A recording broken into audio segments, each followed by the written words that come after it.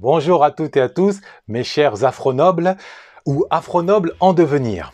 J'espère que vous vous portez au moins aussi bien qu'une guitare électrique dans les mains de Jimi Hendrix. Quant à celles et ceux parmi vous qui ne sont pas abonnés et qui tombent sur cette chaîne comme ça presque par hasard, je ne veux pas dire comme un feu sur la soupe, mais ma foi, presque par hasard, soyez les bienvenus. Bienvenue sur Afronoblesse, la chaîne ouverte à tous, bien que orientée et concentrée sur les afros, la chaîne qui s'est donnée pour vocation de faire honneur à nos nobles ancêtres afro et non plus honte. Noblesse oblige.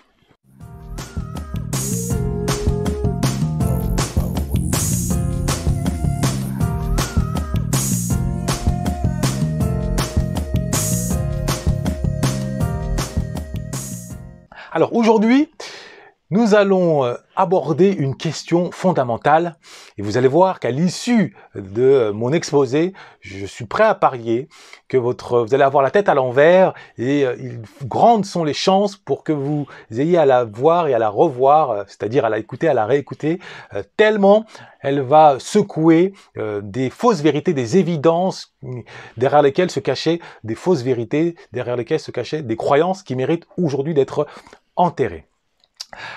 Et la question que l'on va se poser est la suivante. Peut-on être noir et noble? Peut-on être noir et noble? Avant d'y répondre, par souci pédagogique, je me dois de revenir de manière résumée sur le contenu de la première vidéo, dans la mesure où il y a un lien entre la première vidéo et celle-ci.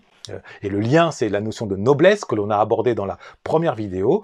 Et pour celles et ceux qui découvrent, qui prennent le train en marche, je me dois un petit peu de faire un résumé afin qu'ils ne soient pas trop perdus dans cette notion dont on parle beaucoup, mais dont on ne mesure pas toujours le sens, la noblesse. Qu'est-ce qu'être noble?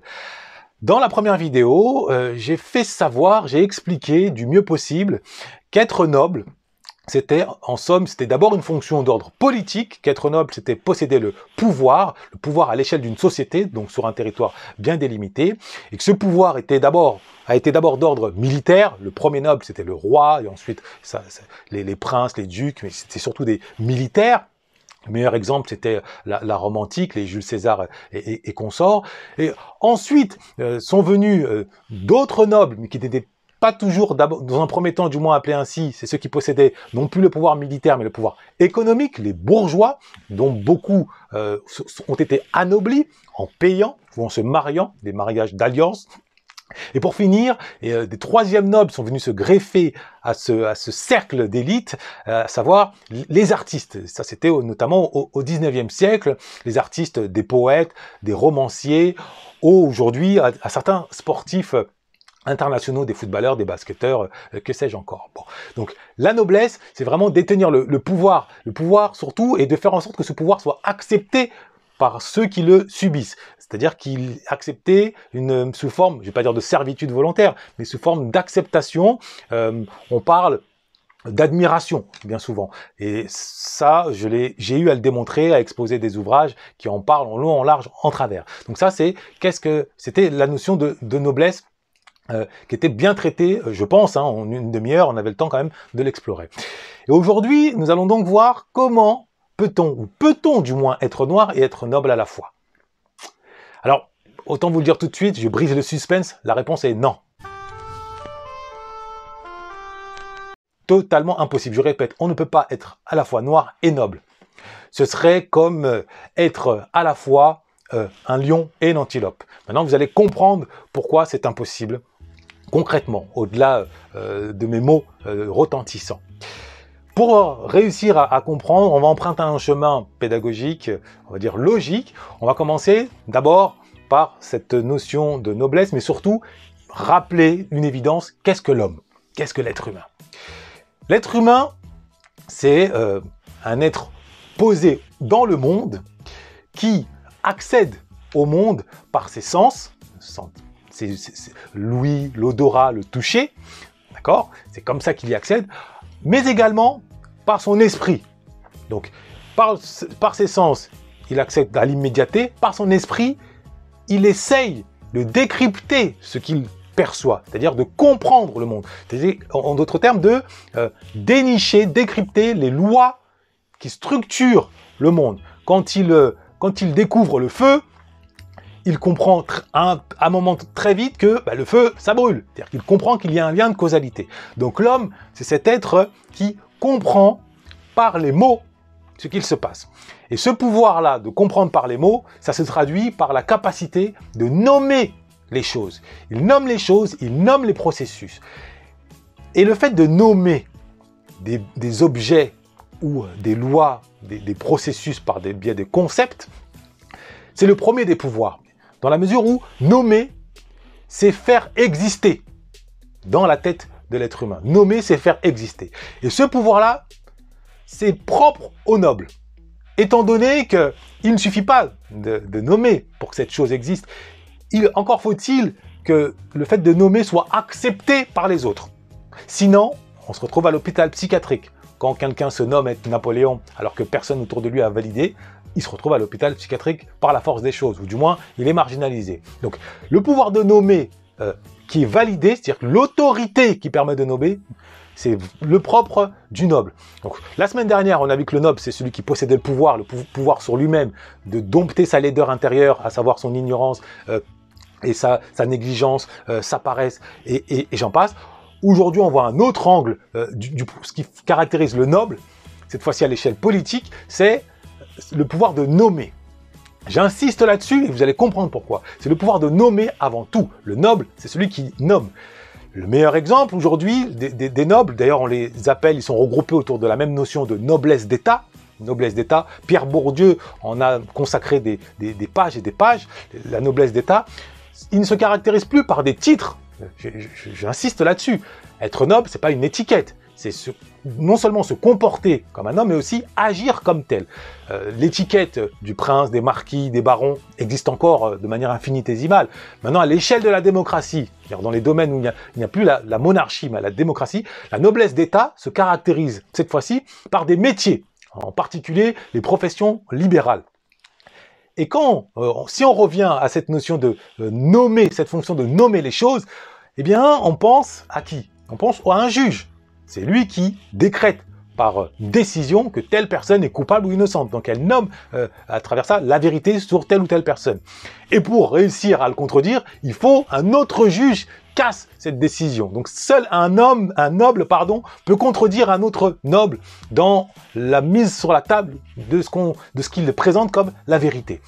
J'ai pris le juge, je prends l'exemple du médecin. Le médecin, c'est la même chose. On le voit chaque jour aujourd'hui depuis l'avènement de la crise du Covid, où sur les plateaux de télévision, tel médecin vient contredire tel autre.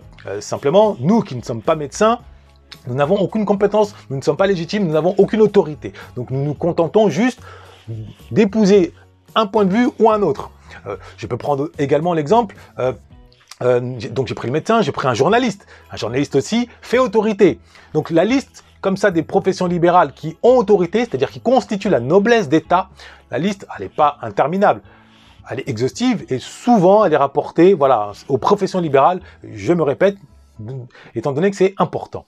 Donc le noble, c'est celui-ci dans la fonction politique, c'est celui qui nomme les choses, c'est qui crée la vérité aux yeux d'une société. Donc soit quand je dis il la crée, soit il la découvre, c'est le mot aletheia selon les Grecs, c'est découvrir la vérité qui était cachée à travers, par exemple, des lois scientifiques. Quand les Newton, quand les Einstein découvrent les lois physiques, voilà, ils inventent rien, ils découvrent ce qui se cache derrière les mouvements des objets, les mouvements des étoiles, des planètes et que sais-je. Bon. Et à côté de ce pouvoir de découvrir, il existe également le pouvoir de créer une vérité, créer une vérité. Et cette création de la vérité, c'est un pouvoir que possèdent les romanciers, que possèdent les poètes, à travers notamment les métaphores, mais également des scientifiques. Les scientifiques aussi créent, à travers leurs mots, des vérités. C'est Karl Popper qui a expliqué que la vérité scientifique, c'est une erreur en sursis. Thomas Kuhn avait également lui aussi attaché beaucoup d'importance à démontrer combien il fallait prendre les dites vérités scientifiques avec des pincettes, tellement, dans bien des cas, elles renfermaient une erreur, sauf que, quand elles étaient présentées avec rigueur, elles arrivaient à obtenir la validation, ce n'est qu'après coup, après examen, après année, qu'on pouvait éventuellement s'apercevoir qu'il s'agissait d'une erreur. Donc, le noble, c'est celui qui découvre une vérité ou qui la crée. Et là, on va maintenant rentrer dans la deuxième partie de la thématique du jour. Le noble, il crée la vérité. Et il se trouve qu'au 19e siècle, on a vu la création de l'homme noir. L'homme noir. Je m'explique avec une image très simple. Vous voyez? Qu'est-ce que vous voyez? Vous voyez une tasse. De quelle couleur est-elle? Elle est noire, n'est-ce pas? C'est un qualificatif. La couleur de la tasse est de couleur noire. Très bien. Maintenant, comparé avec ma peau. La couleur de ma peau. Est-ce que peut-on dire qu'il y a une similarité? Évidemment que non. Que faut-il comprendre? Je suis de couleur marron, pourtant, on m'appelle noir. C'est curieux, non? Posez-vous la question d'où ça vient. La réponse, elle vient du 19e siècle. Le 19e siècle, les nobles, certains nobles occidentaux, à commencer par les Français, je pense en particulier à Arthur de Gobineau, a décidé d'associer à l'africain le mot noir, avec un N majuscule, en prenant la signification qui existait déjà du N minuscule, du noir au minuscule, qui était défini par tout ce qu'il y avait de négatif, le regard noir, le mouton noir, la bête noire, la peste noire, et j'en passe. Pour le dire autrement, au 19e siècle, on a enfermé toute une population qui subissait le joug de l'esclavage ou de la colonisation dans une nouvelle identité. On a créé, en créant le mot noir, on l'a enfermé dans une nouvelle identité. Maintenant, là où la tragédie s'est accentuée, c'est qu'au fil des décennies, faute d'avoir un pouvoir pour contrebalancer ce premier pouvoir, c'est-à-dire faute d'être noble dans la langue qui n'était pas la leur et dans laquelle on les a plongés de force, c'est la colonisation, les afro-francophones ne possédaient pas le langage soutenu, par nécessité, par la force des choses, et étant également en admiration devant la puissance matérielle que incarnaient les militaires occidentaux, ils ont adopté cette qualification, ce qualificatif d'homme noir. Et c'est comme ça que d'être africains, ils sont devenus noirs par le nom, mais au-delà du nom, parce que vous me direz, à la limite, ce n'est qu'un nom, après tout, ça ne détermine pas un comportement. Eh bien si, dans le sens où, dès lors qu'ils ont accepté de se qualifier comme noirs, avec tout ce que ça impliquait dans la définition imposée par les Arthur de Gobineau, Broca et consorts, avec tout ce que ça impliquait de négatif, puisque l'homme noir était censé être une race à part entière, une race inférieure, puisque c'était un mot associé à une hiérarchisation. Il y avait en haut la race blanche, au milieu la race jaune et en bas la race noire, selon Gobineau, faussement scientifique, mais à l'époque c'était considéré comme tel. Eh bien, ceux qui ont accepté, ceux parmi nos ancêtres qui ont accepté de se qualifier comme tel, ont été prisonniers instantanément d'un complexe d'infériorité. Et ce complexe d'infériorité, on le retrouve encore aujourd'hui, que ce soit sur le continent ou dans la diaspora. Ce complexe d'infériorité, il a également une autre conséquence. Il a une conséquence dévastatrice, c'est qu'il a donné naissance à une forme de haine de soi. C'est pour cette raison que, entre afro, il n'est pas rare qu'on manifeste une forme d'hostilité presque instinctive, et de l'autre côté, une forme d'admiration presque aussi instinctive à l'égard de tout ce qui vient de l'Occident, avec pour symbolique absolue le fait que bon nombre d'afros sont à genoux devant des statues de Dieu blanc, donc Jésus, alors même que l'on sait aujourd'hui que Dieu existe, c'est incontestable, mais qu'il n'a pas de couleur de peau, que le fait d'avoir associé à une couleur de peau dite blanche Dieu, ça a été une invention du 9e siècle cette fois-ci, ça a été à l'occasion d'un débat qui a duré un siècle, le débat des images. Vous regarderez les iconodus et les idolâtres, où à l'issue de ce débat, il a été décidé d'associer, de permettre du moins aux artistes, aux peintres, de représenter Dieu par la couleur de ceux qui étaient les premiers concernés à l'époque, c'était les Occidentaux, et ensuite, 6 siècles plus tard, la répercussion de cet imaginaire blanc a permis aux Occidentaux d'affirmer l'autorité à l'égard des dits noirs, Donc, sur tous les aspects, l'homme afro devenu noir a été plongé dans une soumission donc matérielle par l'armée, la colonisation, soumission linguistique, et on lui a imposé une langue qui n'était pas la sienne sans lui en donner les codes, donc le langage soutenu, autrement dit, sans lui permettre d'accéder à la noblesse de ce point de vue-là, et soumission culturelle, religieuse, en lui imposant la statue d'un être humain d'une couleur de peau dite blanche et qui n'est pas la sienne. Bon. Donc voilà pourquoi il est, dans ces conditions, impossible d'être et noir et noble. Noir, c'est l'inférieur, noble, c'est le supérieur. La question donc qu'on peut arriver à se poser, c'est est-ce que cette fatalité est définitive? Ou alors peut-on sortir de cela pour devenir, quand on est un afro, pour devenir noble? Ça sera l'objet de la prochaine vidéo. Mais ce que vous devez retenir, c'est bien ceci. C'est que, en tant qu'être humain afro, je ne suis pas noir. Aucun être humain afro n'est noir. Et c'est d'ailleurs pas moi qui le dis, je ne suis pas le seul à le dire. Les Afro-Américains, certains d'entre eux, surtout leur élite, leurs nobles, ceux qui se sont hissés, ceux qui sont sortis de cette psychologie infériorisante, de cette psychologie raciale, je pense à des Frédéric Douglass, il y a 2 siècles et demi, 3 siècles, ou plus récemment encore, un certain nombre d'intellectuels de la Harlem Renaissance, ils ont réussi à s'extraire de cette perception raciale infériorisante pour rejeter même le mot noir, le mot black, à tel point qu'aujourd'hui, d'un point de vue institutionnel, les Afro-Américains s'appellent African American. C'est pas un hasard, ce n'est pas un hasard. Seul dans les ghettos, le mot black existe encore. Black Lives Matter, c'est surtout dans les ghettos. À l'échelle institutionnelle, c'est African American. Ce n'est pas un hasard. C'est parce qu'ils ont compris que la première des dominations, c'est la domination verbale. Le premier pouvoir, c'est le pouvoir verbal. Quand on vous enferme dans un mot, vous êtes condamné. C'est une prison carcérale. Surtout quand c'est même pas vous qui avez décidé de ce mot. Thomas Sankara, excusez-moi, avait parfaitement compris l'importance de nommer les choses, notamment quand il a renommé le Burkina Faso, la Haute-Volta de Burkina Faso, la terre des hommes intègres. Donc voilà ce qu'il fallait comprendre aujourd'hui, c'est qu'il est impossible de se dire noir et noble. Maintenant, la question est de savoir comment faire pour sortir, pour ne plus être noir, ou plus exactement, pour tuer le noir qui est en nous. C'est-à-dire pour tuer ce complexe d'infériorité, pour tuer cette haine de soi, pour tuer tout ce qui nous empêche de déployer nos ailes et d'atteindre cette noblesse qui, pourtant, est à notre portée.